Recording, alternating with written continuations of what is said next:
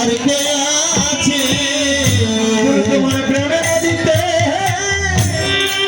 আমি সাঁতার জানি না আমার প্রেমে নদীতে আমি সাঁতার জানি না তোমার প্রেমে নদীতে আমি সাঁতার জানি না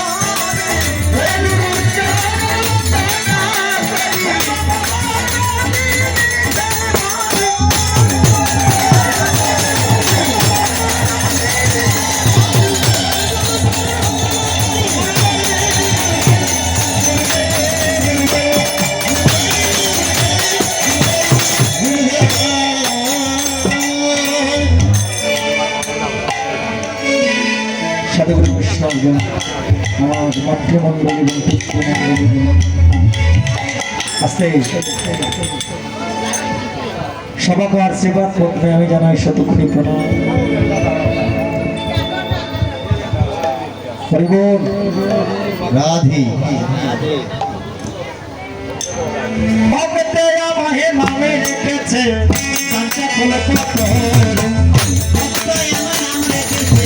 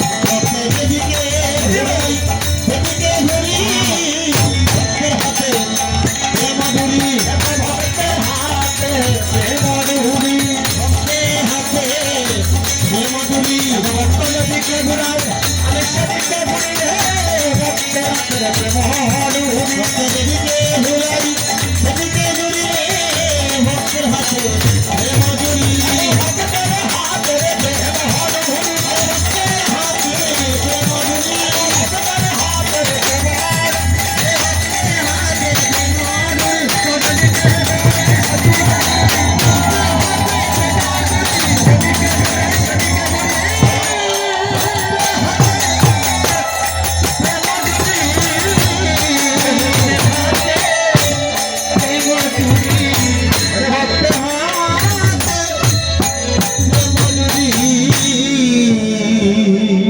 ভগবান বলেছেন ভক্ত আমার মাতা পিতা ভক্ত আমার গুরু আর ভক্তে আমায় নাম রেখেছে বাঞ্ছা কল্পতরু।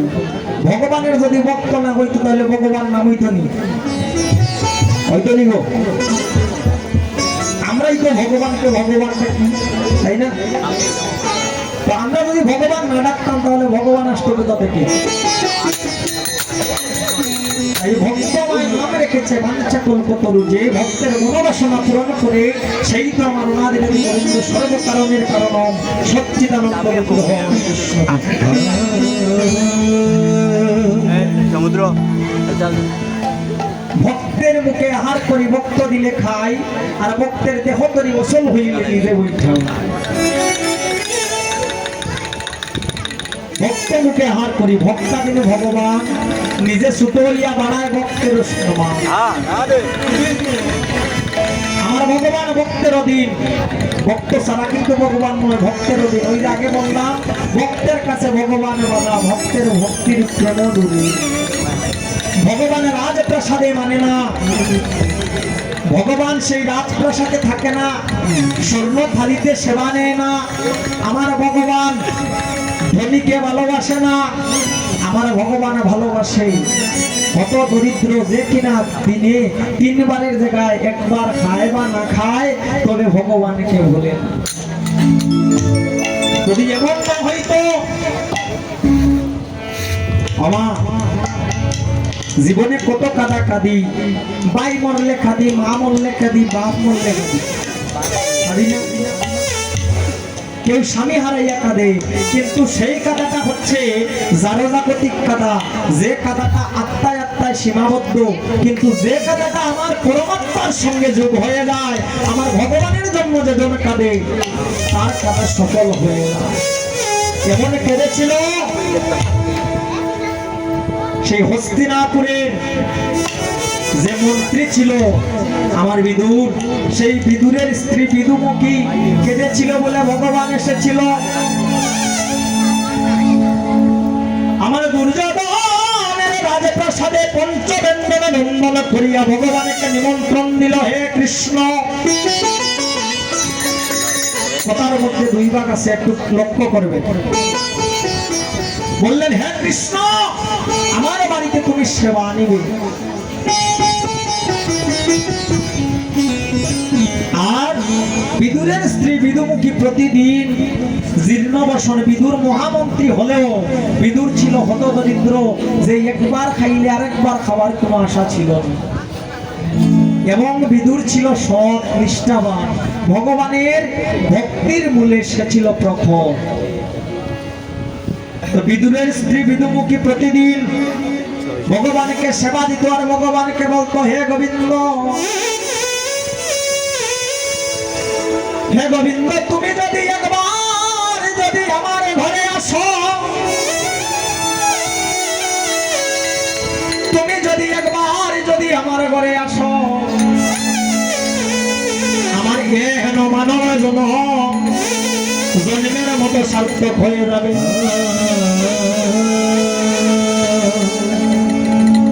সেদিন দুর্যোধনের রাজভোগ ছেড়ে দিয়ে গোবিন্দ আমার কি করলেন? বিদুরের বাড়িতে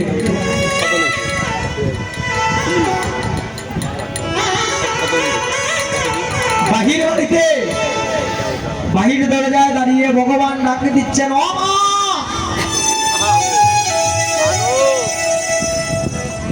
মাগো ঘরে আছো গো। আর বিদুরের স্ত্রী এখনকার ডিজিটাল যুগের ভাষা কই বাথরুমে স্নান করছে, তার তো কোনো অর্ধ বসো।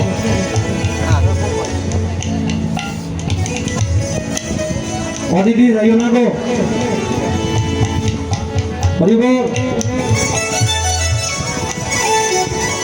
তখন বিদুরের স্ত্রী বিদুমুখীর অর্ধবসন বাথরুমে স্নান করছে।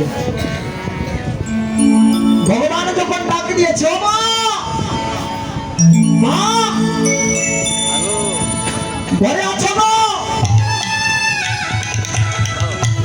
বিদুমুখী তখন বাথরুম থেকে বলছে, কে রে বাবা, কে এলি? বলছে, আমি তোমার কৃষ্ণ গো, একবার বাহির হয়ে দেখো, আমি তোমার কৃষ্ণ। অর্ধবসন ছিল।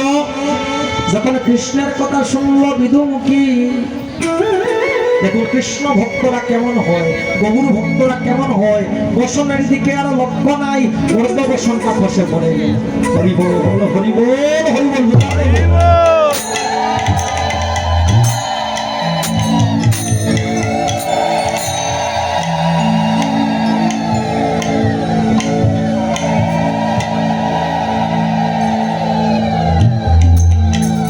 অর্ধবসনটা যখন খসে পড়ে গেল, আমার গোবিন্দ তার নামাবলী যা বিদুমুখীর অঙ্গে দিল। অঙ্গে দিয়ে জড়িয়ে ধরে বলছে, মা গো, তুমি কত অনুময় বিনময় করে ডাকলে গো মা। আমি তোমার পুত্র নই, তবুও তুমি আমাকে পুত্র স্বরূপ সমানে নিলে। কিছু বলে যাই গো, কীর্তন জগতে এসেছে কিছু তো বিক্রি করার জন্য নাকি, আর কিছু কেনার জন্য। কীর্তন তো শুনলেন, আপনারা যদি বলেন আমি সারাটা অভিশাপ আমি ধামাই দিয়ে কীর্তন করব, কিন্তু কীর্তনে আসলেন আর চলে গেলেন বাড়িতে গিয়ে আবার ওই খাওয়ার গোয়ানি, তাহলে কীর্তন তো আস্বাদন হলো না। অভিশাপ অনেক দেখেছেন আপনাদের এলাকায়, অভিশাপ অনেক দেখেছেন। আজকের অভিশাপটা একটু ভিন্ন। হ্যাঁ, আমি আনন্দ করবো না কেন, আপনাদেরকে নিয়ে অনেক আনন্দ করব, কিন্তু এই আনন্দ করার আগে আপনাদের মনে কিছু নিরানন্দ দিয়ে যায়। হরি বল। মনে রাগ নেবেন না আমার প্রতি, কারণ কীর্তনে আসা যদি কিছু নিয়ে যেতে না পারেন তাহলে কীর্তনে আসা যাওয়াটাই সার হয়ে যাবে। তখন বিদুমুখী বলে উঠলো, জড়িয়ে ধরে গোবিন্দকে জড়িয়ে ধরে বলে উঠলো, আরে চিকন কালো